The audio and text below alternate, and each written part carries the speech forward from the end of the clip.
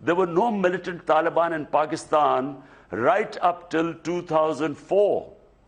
The militancy started in Pakistan when Pakistan Army went into our tribal areas. The tribal areas of Pakistan are per capita are the most weaponized place on earth. It has more weapons than anywhere else. So when the Pakistan Army went into the tribal areas, collateral damage took place because there were villages that were being bombed, women and children were being killed, and our Taliban was not an ideological movement. The ideological part would be barely 5%. Basically, it was a reaction of Pakistan Army perceived to be going into the tribal areas on behest of the Americans, supposedly to flush Al-Qaeda, which had come in from Afghanistan after Tora Bora. And so we did not have ideological Taliban as a movement. बिस्मिल्लाहिर्रहमानिर्रहीम। अस्सलाम वालेकुम नाज़रीन, फरवाज NB news के platform से मैं आपका मेज़बान नवाज भुट्टो आपकी खिदमत में हाजिर। नाज़रीन, एपीएस के बाद सबसे बड़ा सानिया कल पेशावर में रूनुमा हुआ। पुलिस लाइन में की मस्जिद में होने वाले धमाके में इस वक्त तक शोहदा की तादाद 88 हो गई है और यकीनन ये तादाद इसमें मज़ीद भी इजाफे का खदशा है, क्योंकि कुछ जो है वो ज़ख्मियों की जो हालत है वो बहुत तशवीशनाक है। अब यहाँ समझ में ये नहीं आ रहा कि आखिर इमरान खान क्या करना चाह रहे हैं। क्या इमरान खान पाकिस्तान रियासत के खिलाफ मुसल्लह जदोजहद का आगाज़ करने जा रहे हैं, या इमरान खान जो है वो या तालिबान या टीटीपी जो है क्या वो इमरान खान को बचाने के लिए मैदान में आ चुकी है। और इसके अलावा हम बात करेंगे कि इमरान खान कितनी मुश्किलों में इस वक्त घिर चुके हैं और हर लम्हा गिरफ्तारी और नाअहली उनके कितना करीब आ रही है। यकीनन ये जो फ्रस्ट्रेशन है इमरान खान, जिस तरह उनमें फ्रस्ट्रेशन बढ़ती जा रही है, ये फ्रस्ट्रेशन किसी बड़े सानिए को जन्म दे सकती है। इसके अलावा हम तफसील से बात करेंगे कि MQM कराची में पीटीआई की तरफ से छीनी हुई 9 नशस्तें वापस लेने के लिए मैदान में उतर रही है। और दूसरी बात यह है कि सबसे बुरा वक्त इस वक्त चौधरी परवेज इलाही का शुरू हो चुका है और आने वाले दिनों में आप देखेंगे कि चौधरी परवेज इलाही का हशर क्या होने जा रहा है। शेख रशीद के साथ परवेज इलाही, शाह महमूद कुरैशी, परवेज खटक, फवाद चौधरी, अली जैदी समेत कितने पीटीआई के रहनुमा हैं जो इमरान खान से अनकरीब ला ताल्लुक की अख्तियार करने जा रहे हैं और इमरान खान मज़ीद बदतरीन इल्ज़ामात की जद में होंगे। नाज़रीन, इसमें कोई शक नहीं है कि इमरान खान तहरीक तालिबान को बहुत सपोर्ट करते रहे। यानी जनरल फैज़ काबुल में जाके चाय पीते रहे, वहाँ नाश्ते फरमाते रहे और खुफिया और सरेआम विजिट करते रहे और तालिबान से नेगोशिएट करते रहे। मैंने एक गुज़िश्ता रोज़ क्लिप देखा जिसमें जो है वो देखा गया कि अपना जनरल फैज़ से जब एक किसी अंग्रेज़ी चैनल के रिपोर्टर ने पूछा कि आप यहाँ क्या कर रहे हैं, तो जनरल फैज़ परेशान हो गए और परेशानी की हालत में उन्होंने कहा कि कुछ नहीं, हम यहाँ अमन मुज़ाकरात के लिए बैठे हुए हैं। तो बहरहाल अमन मुज़ाकरात ये थे कि तालिबान को मरहलावार खैबर पख्तूनख्वा में सेटल करने की प्लानिंग की गई, उस पर अमल किया गया और मुख्तलिफ इस हवाले से इमरान खान ने जो एफर्ट्स किए या जिस तरह इन तालिबान को या टीटीपी के लोगों को मुसल्लह लोगों को खैबर पख्तूनख्वा में लाके आबाद किया गया और यकीनन आज वो टीटीपी हक नमक अदा करने के लिए इमरान खान की खातिर असला उठाएगी। और आपने ये भी देखा होगा कि इसी टीटीपी ने खैबर पख्तूनख्वा में अपना पीटीआई का रास्ता साफ करने के लिए पाकिस्तान पीपल्स पार्टी और अवामी नेशनल पार्टी के जो सरकर्दा जो रहनुमा थे उनको और उनके अहल खाना को कितनी बुरी तरह जो है वो निशाना बनाया और कितनी शहादतें हुई। यहाँ तक कि नमाज जनाजा के दौरान भी जो है वो कार्रवाइयाँ की जाती रहीं और बदतरीन एक सूरत हाल पैदा की गई। टीटीपी को मुनज़्ज़म करने के लिए यही इमरान खान था जिसने उन पर डॉलरों की बरसात की।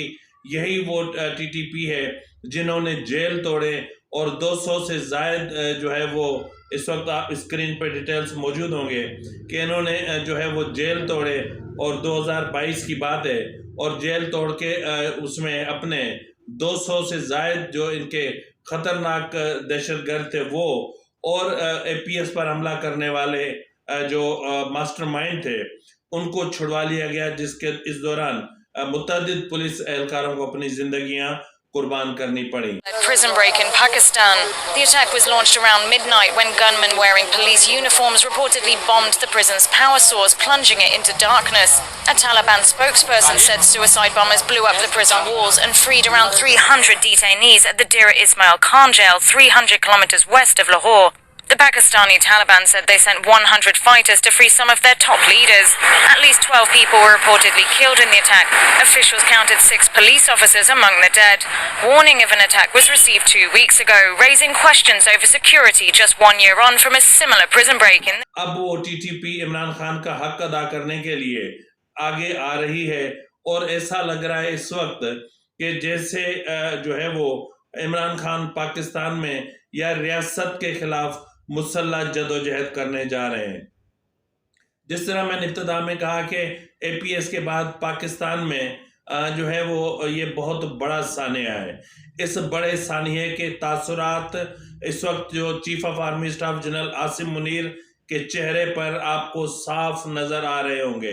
वो दुख, वो दर्द, वो कर्ब, वो अजियत, जो इतनी सारी शहादतें और इतने सारे जनाजे, और मस्जिद में कुरान करीम के बिखरे हुए टुकड़े जो लहू में तर थे, और बहुत कुछ जो उन्होंने देखा, वो उनका चेहरे के तासुरात से आया है कि वो उस वक्त किस दर्द और किस कर्ब से गुजर रहे हैं।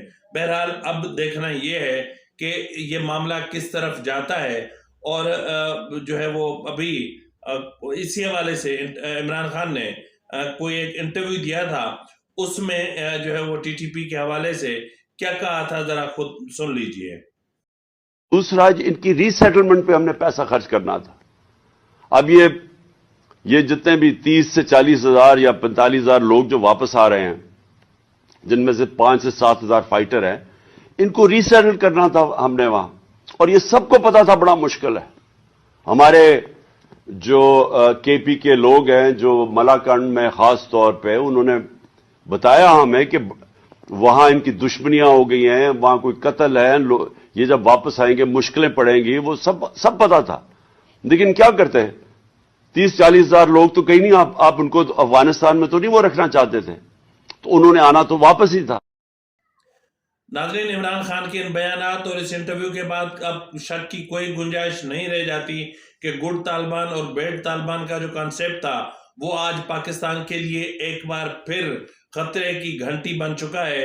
और जिस तरह मैंने कहा कि इस वक्त तक 88 शहादतें हो चुकी हैं, जिनमें एक डीएसपी, 5 सब इंस्पेक्टर समेत मुतअद्दिद पुलिस एहलकार और मकामी लोग शामिल थे। और कुछ मतलब एक वो कैफियत थी कल कि जिसको लफ्जों में बयान करना बहुत मुश्किल है। नाजरीन, एक तरफ जहां ये सूरत हाल है तो दूसरी तरफ इमरान खान के खिलाफ एक फैसला किया गया है कि अदालतों में उनके जो भी मामला जेर इल्तिवा हैं उनको स्पीड अप किया जाएगा। जिस रफ्तार से अदालतें एक मतलब इमरान खान को फेवर देने के लिए और इमरान खान की सहूलतकारी का काम अंजाम दे रही थी, अब वो सब खत्म हो गया।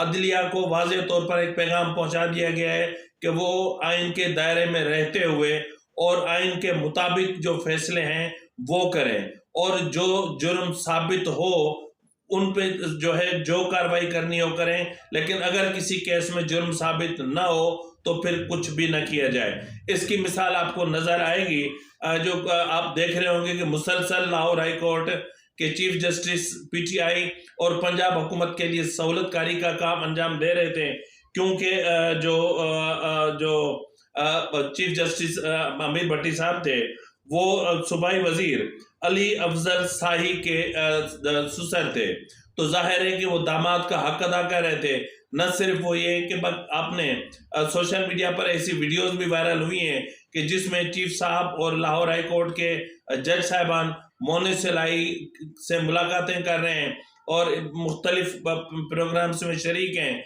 यानी ऐसा लग रहा है कि जैसे वो किसी सियासी पार्टी के कारकुन हो। अब ऐसी सूरत हाल में यही एक तरीका था कि जो अमीर भट्टी साहब चीफ जस्टिस हैं, उन्हें इस शरीयत कोर्ट में भेज दिया गया है और ये भी सुनने में आ रहा है कि उनके खिलाफ रेफरेंस भी दायर किया जा रहा है, क्योंकि ठोस शवाहिद मिल चुके हैं। अब उन ठोस शवाहिद के बाद इमरान खान, अब यकीनन इमरान खान की सहूलतकारी का जो मामला था वो ख़त्म हो गया। अब इमरान खान में तोशाखाना का जो केस था क्रिमिनल प्रोसीडिंग का, उसमें 7 फरवरी को जो है वो फर्द जुर्म उसमें आयद होगी और इमरान खान की इस्तिस्ना की दरख्वास्त भी खारिज कर दी गई है और फॉरेन फंडिंग केस में इमरान खान की जमानत में 10 फरवरी तक तोसीद कर दी गई है और वार्निंग दे दी गई है कि अगर नेक्स्ट हेयरिंग तक वो अदालत में पेश नहीं होते तो उनकी जमानत खारिज होगी और उन्हें 50-50 हज़ार रुपए के मुचलके जमा कराने का भी हुक्म दे दिया गया है।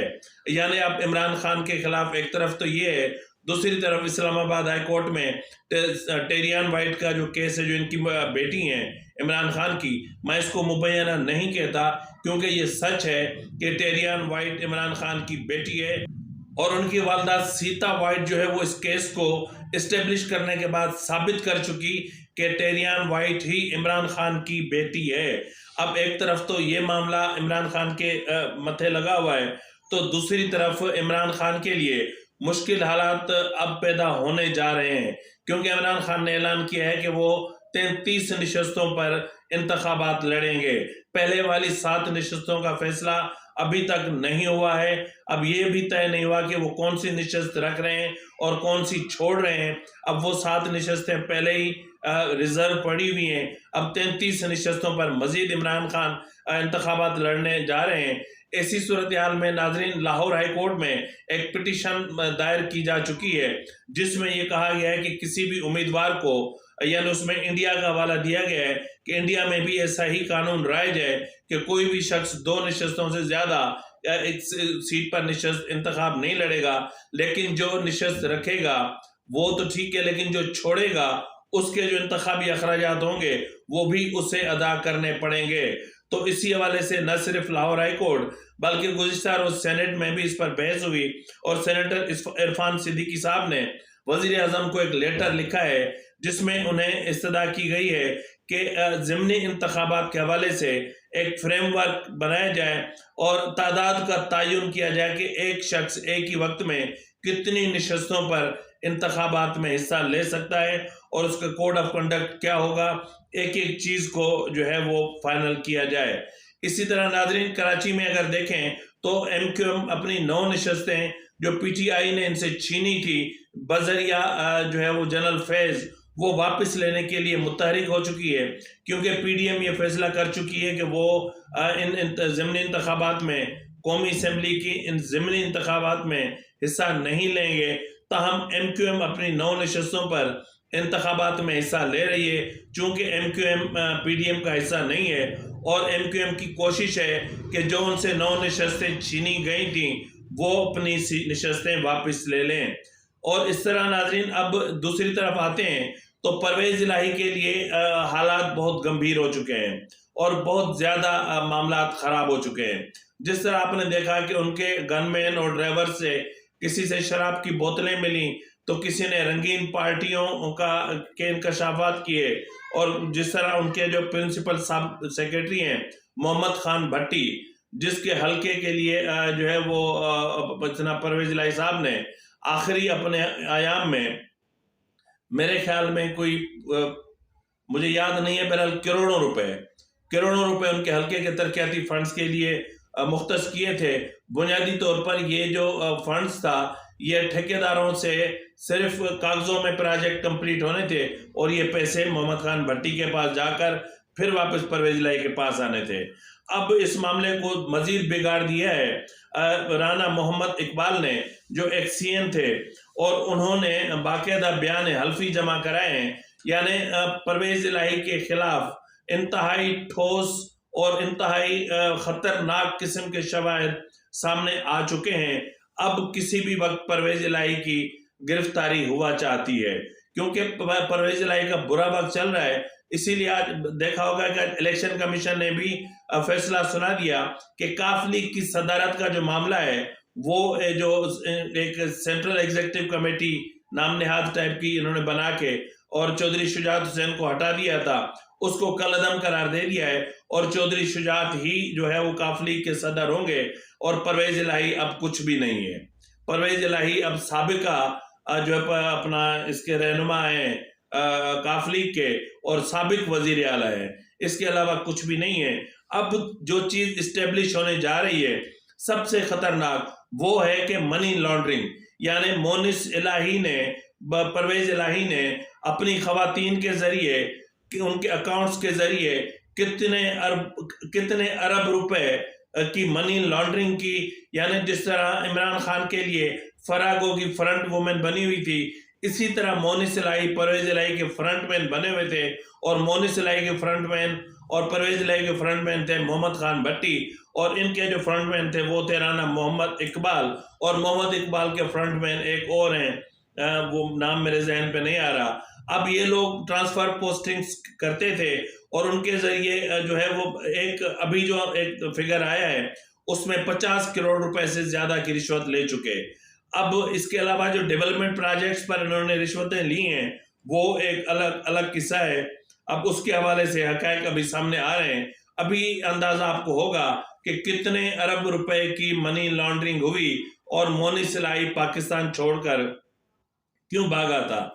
नाज़रीन, जिस तरह मैंने कहा कि इमरान खान पर जब बुरा वक्त आ चुका है तो वो लाहौर जमान पार्क छोड़कर बनी गाला जाने की कोशिश कर रहे हैं और वहां कमरों को जो है वो बुलेट प्रूफ बनाया जा रहा है, वहां शीशे नस्ब किए जा रहे हैं और प्राइवेट सिक्योरिटी गार्ड भी हायर किए जा रहे हैं। लेकिन इमरान खान के लिए बुरी खबर ये भी है कि शेख रशीद, परवेज इलाही, शाह महमूद कुरैशी, परवेज खटक, फवाद चौधरी, अली जैदी, इस तरह 1 दर्जन से जायद जो इनके पार्टी के सरकर्दा रहनुमा है वो अनकरीब इमरान खान के खिलाफ वादा माफ गवाह बनेंगे, जो प्रेस कॉन्फ्रेंसिस करके इमरान खान के कौम को जराइम गिनाएंगे कि जब वो वजीर आजम थे तो उन्होंने कौन कौन से जो है वो गलत फैसले किए और किस किस तरह करप्शन की और किस किस तरह क्या क्या किया।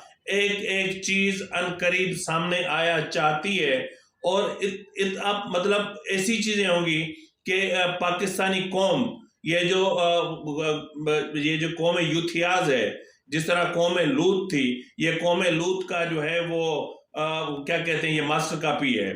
तो ये जो कौम लूत की मास्टर कॉपी है कौम यूथियाज, अब इनकी ये कानों को खुद हाथ लगाएंगे कि हम क्या कर रहे थे। तो बहरहाल इस वक्त जिस तरह मैंने कहा कि हालात बहुत कशीदा होते जा रहे हैं और मजीद क्रिटिकल होंगे।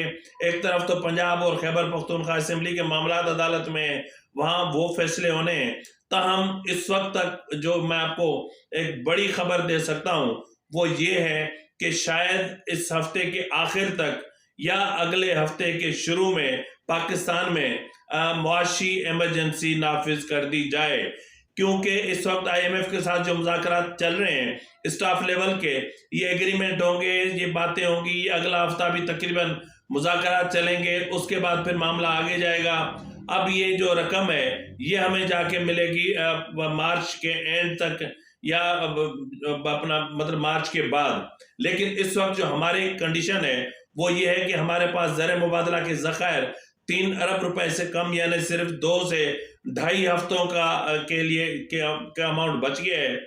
अब इस सूरत हाल में पाकिस्तान के लिए सरवाइव करना बहुत बहुत बहुत मुश्किल है।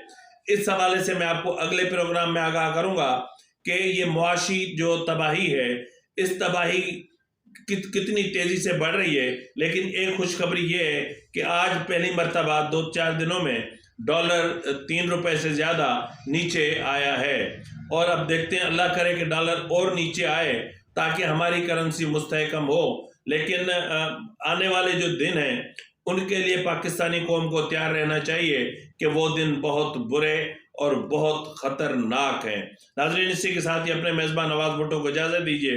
नेक्स्ट प्रोग्राम यानी जो मुआशी सूरत हाल है उस वक्त वो लेकर आपकी खिदमत में थोड़ी देर में फिर हाजिर होता हूँ। अल्लाह हाफिज़।